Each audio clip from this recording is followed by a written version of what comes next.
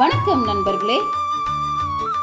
இன்று நாம் பார்க்க போவது உலக புகழ் பெற்ற மதுரை மீனாட்சி அம்மன் மற்றும் சுந்தரேஸ்வரரின் திருக்கல்யாண வைபவம்.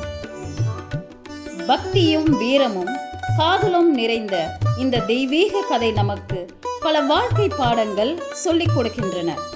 மதுரையின் அரசியாக மீனாட்சி அம்மன் எப்படி அவதரித்தார், அவர் எப்படி சொக்கநாதரை மணந்தார், பாருங்கள் விரிவாக பார்க்கலாம். மதுரையை ஆண்டு வந்த மலையத்வஜ பாண்டியனுக்கும் காஞ்சன மாலைக்கும் நெடுநாட்களாக குழந்தை இல்லை.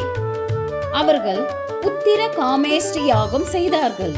அப்பொழுது யாக தீயிலிருந்து 3 மார்பகங்களுடன் ஒரு பெண் குழந்தை தோன்றியது.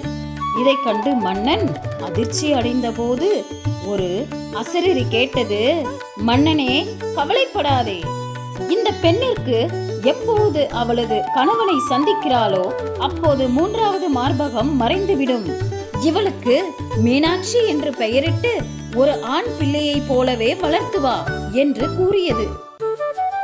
மீனாட்சி அம்மன் போர்க்களத்தில் சிறந்து விளங்கினார். பாண்டிய நாட்டின் அரசியாக முடிசூட்டப்பட்ட பின் அவர் 8 திக்குகளிலும் வெல்ல திக் விஜயம் சென்றார். இந்திரன் குபேரன் என அனைவரையும் வென்ற மீனாட்சி இறுதியில் கைலாயத்திற்கு சென்றார். அங்கே சென்று சிவபெருமானின் கணங்களோடு போரிட்டு அனைவரையும் வீழ்த்தினார். அப்பொழுதுதான் போர்க்களத்திற்கு நேரில் வந்த சிவபெருமான் சுந்தரேஸ்வரரை கண்டதும் மீனாட்சியின் நாணம் தலை தூக்கியது. அசரீரி சொன்னது போலவே அவரது 3வது மார்பகம் மறைந்தது. தான் மணக்க வேண்டியவர் இவரே என்று மீனாட்சி உணர்ந்தார். சிவபெருமான் புன்னகையோடு, மதுரைக்கு செல் மீனாட்சி, நான் உன்னை மனம் முடிக்க அங்கு வருவேன் என்று வாக்கு கொடுத்தார். மதுரை மாநகரமே விழாக்கோலம் பூண்டது. தேவர்களும் ரிஷிகளும் கூடினர். மீனாட்சி அம்மனின் சகோதரரான மகாவிஷ்ணு தங்கை மீனாட்சியை சுந்தரேஸ்வரருக்கு தாரை வார்த்து கொடுக்க மதுரைக்கு வந்தார். மங்களம் வாத்தியங்கள் முழங்க, வேத கீதங்கள் ஓத சுந்தரேஸ்வரர் மீனாட்சியின் கழுத்தில் திருமாங்கல்யம் அணிவித்தார். அந்த அற்புத காட்சியை காண்பவர்களுக்கு பிறவி பிணி நீங்கும் என்பது ஐதீகம்.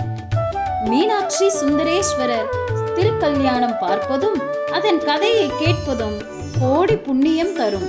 இந்த தெய்வீக மணமக்கள் நம் அனைவரது வாழ்விலும் மகிழ்ச்சியையும் நிம்மதியையும் தரட்டும். நண்பர்களே, இந்த வீடியோ உங்களுக்கு பிடித்திருந்தால் லைக் செய்யுங்கள், உங்கள் நண்பர்களுக்கும் பகிருங்கள். மீண்டும் ஒரு ஆன்மீக தகவலுடன் உங்களை சந்திக்கிறேன். நன்றி, வணக்கம்.